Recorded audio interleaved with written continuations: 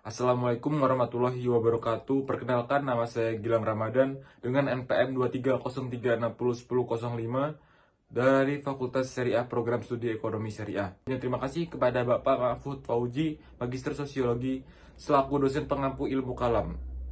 Video ini saya buat guna memenuhi tugas mata kuliah ilmu kalam. Di sini akan menjelaskan materi mengenai aliran salafi, pemikiran ilmu Ahmad bin Hambal dan Ibnu Taimiyah. Pengertian salaf.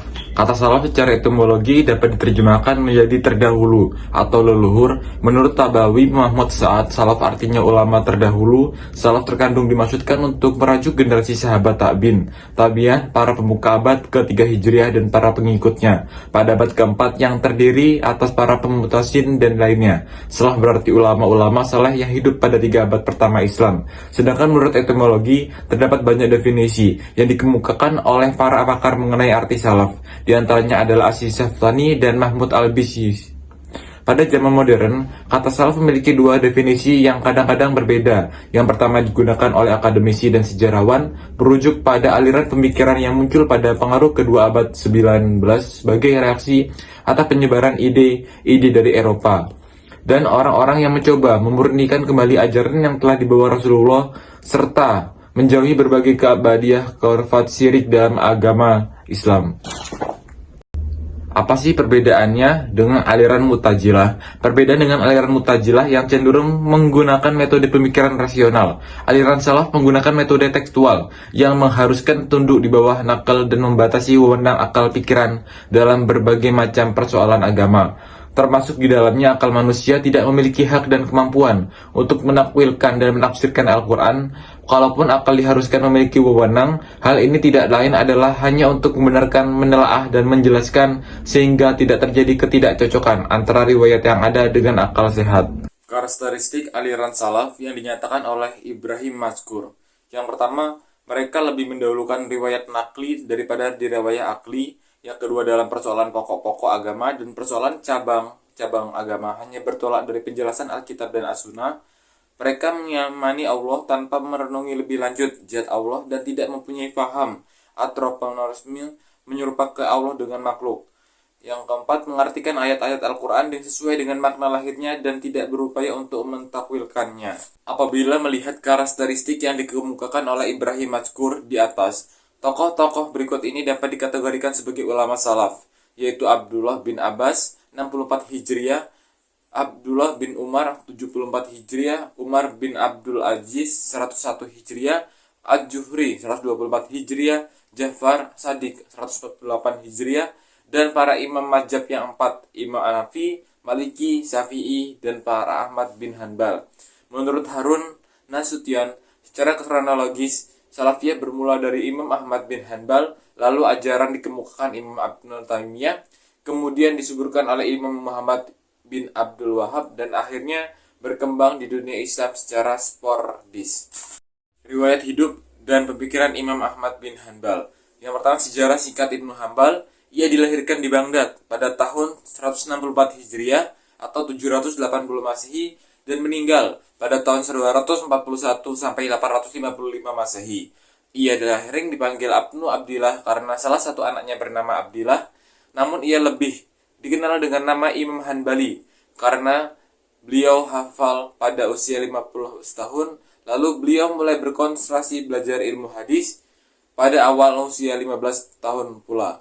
Pada usia 16 tahun, ia memperluas wawasan ilmu Al-Quran dan ilmu lainnya kepada ulama-ulama Baghdad, lalu mengunjungi ulama-ulama terkenal di Kufah, Basrah, Syam, Yaman, Mekah, dan Madinah. Ibnu Hanbal dikenal sebagai seorang yang jahid, teguh dalam pendirian, warga, serta dermawan. Karena keteguhannya, ketika Khalifah Al-Ma'mun mengembangkan mazhab Mu'tazilah, Ibnu Hanbal menjadi korban Mishah Inquisition karena tidak mengakui bahwa Allah Quran adalah makhluk. Akibatnya, para masa pemerintahan Al-Ma'mun, Al-Mutasin, dan Al-Watasi ia harus mendekam di penjara.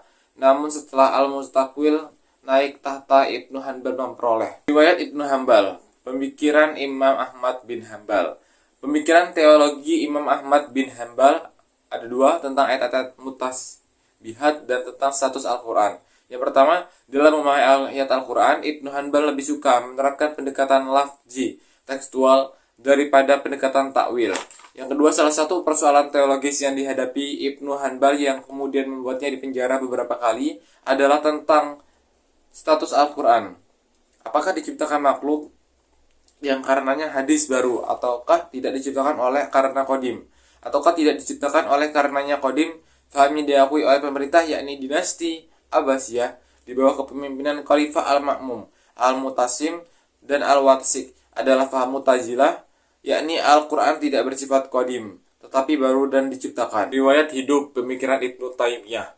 Yang pertama, riwayat singkat Ibnu Taimiyah. Nama lengkapnya Taqiyuddin Abu Abbas bin Sayyibun Abdul Mahasin Abdul Halim bin Habsin Abdillah bin Abdi Qasim Al-Qadir bin Muhammad bin Al-Qadir bin Ali bin Abdillah.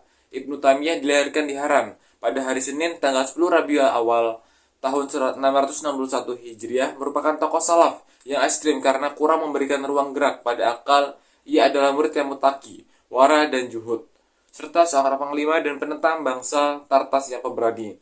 Ia dikenal sebagai seorang mustajid, mufasir, ahli tafsir Al-Quran berdasarkan Hafiz. Ibnu Taimiyah terkenal sangat cerdas sehingga pada 17 tahun ia dipercaya masyarakat untuk memberikan pandangan-pandangan mengenai masalah hukum secara resmi. Dikatakan oleh lawan-lawannya bahwa pemikiran Ibnu Taimiyah sebagai akademik antropomisme sehingga pada awal 1306 Masehi Ibnu Taimiyah dipanggil ke Kairo kemudian dipenjara. Riwayat hidup dan pemikiran Ibnu Taimiyah.